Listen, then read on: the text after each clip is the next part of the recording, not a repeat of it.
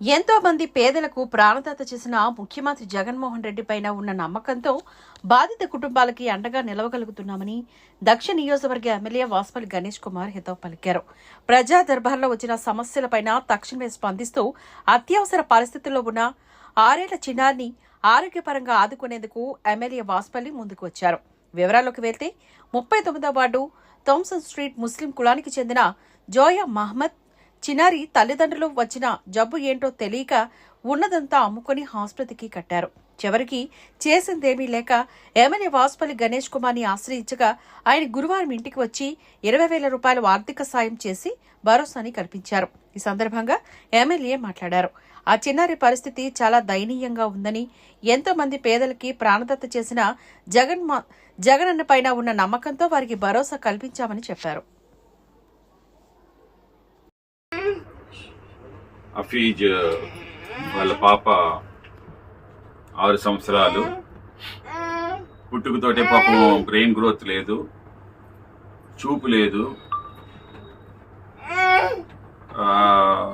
తర్వాత గ్రోత్ కూడా పాపది అనుకున్నంత 6 ఇయర్స్ గ్రోత్ కూడా లేదన్నమాట.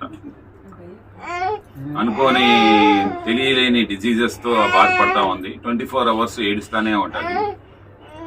2019 నుండి కూడా చాలా హాస్పిటల్స్ చూపిస్తా ఉన్నారు. చాలా లక్షలు ఖర్చు చేశారు. సో మొన్ననే నాకేమో ఒక 2 డేస్ విజయవాడలో ఉండేటప్పుడు నాకు ఫోన్ చేశారు. వెంటనే మన పిఏ గారిని ఇంటికి పంపించి హాస్పిటల్కి పంపించి మాట్లాడాము. సో ఈరోజు ఇంటికి కూడా వచ్చాము. కొంత ఫైనాన్షియల్ సపోర్ట్ చేశాము. తప్పకుండా ఈ ట్రీట్మెంట్కి అయ్యే ఖర్చు అంతా కూడా నేను సీఎం గారితో ఏదైతే అనకాపల్లి 8వ తారీఖున వస్తా ఉన్నారు, పాపను తీసుకుని వెళ్తాము. సీఎం గారు ఇలాంటి పిల్లల్ని దత్తత తీసుకున్న మాదిరిగానే పనిచేస్తూ ఉంటారన్నమాట. ఎన్ని లక్షలైనా సరే ఇలాంటి పిల్లల్ని బతికించుకుందాము. ప్రాణదాత, ప్రాణం పోసే సీఎం అతను. నేను కల్లారా చూశానన్నమాట. సో నాకు ఆ నమ్మకం ఉంది, అందుకే భరోసా ఇచ్చాను. అలాగే ఇప్పుడు కేజీహెచ్తో కూడా మాట్లాడాను, సూపరింటెండెంట్ గారితో కూడా మాట్లాడాను. ఏదైతే ఈఎన్జిఎస్ ఒక రాశారు టెస్ట్, అలాగనే దాంతోపాటు జెనెటిక్ టెస్ట్ ఒకటి రాశారు. ఈ టెస్టులు 2 కూడా కేజీహెచ్లో అవుతున్నాయా లేదా చెక్ చేసుకుని, లేకపోతే పైనేమో సుమారు 30,000 రూపాయలు అవుతుంది ఆ ఖర్చులకి. దానికి నేను సపోర్ట్ చేస్తానని చెప్పేసి కూడా చెప్పడం జరిగింది.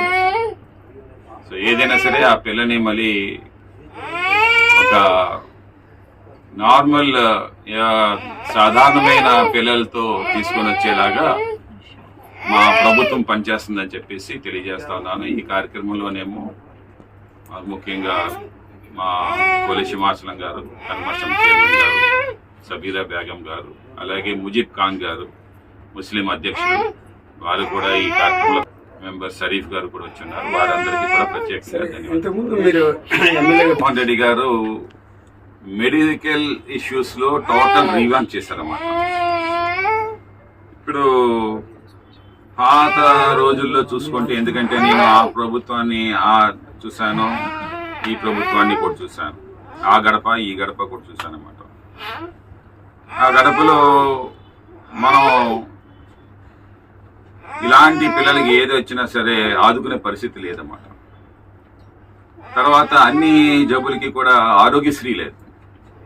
ఇప్పుడు మనకు ఆరోగ్యశ్రీ ఏమో మాక్సిమం గా సుమారు 4 పొందించగలుగుతున్నాం. అది కూడా ఒక కుటుంబానికి 25 లక్షలు. అన్ని కార్పొరేట్ హాస్పిటల్స్ కూడా ఈ రోజు మన ఆరోగ్యశ్రీలోనేమో ఇన్కార్పొరేట్ చేస్తున్నాం ప్యానల్ హాస్పిటల్స్ కింద. అలాగే గతంలో కేజీహెచ్లో అడుగు పెట్టేవారేం కాదు.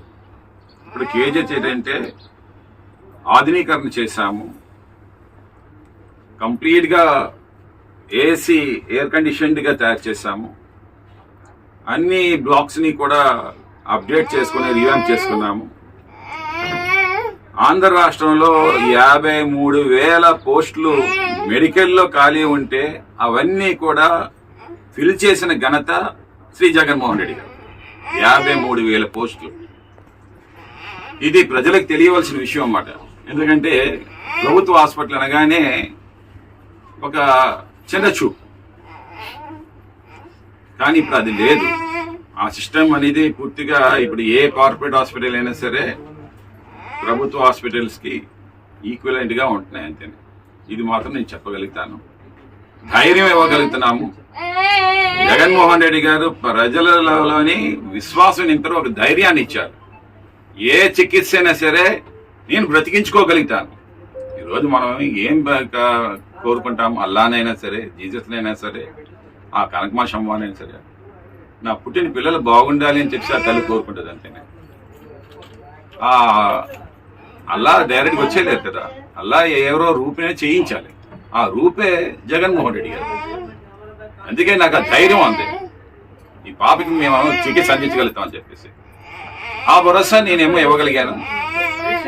ఆ తండ్రి నిరాశలో ఉన్నాడన్నమాట. సంపాదించిన డబ్బంతా కూడా, చేస్తున్న ఉద్యోగం కూడా రేషన్ బండి వేస్తామన్నారు. ఆ వచ్చిన 15,000 నెలకు మందులు అయిపోతున్నారు. ఇంకా ఎలక్ట్రికల్ పనులు అన్ని చేసుకొని ఏదో ఇల్లు గడవడం కోసం అని చెప్పి చూసుకుంటామన్నమాట.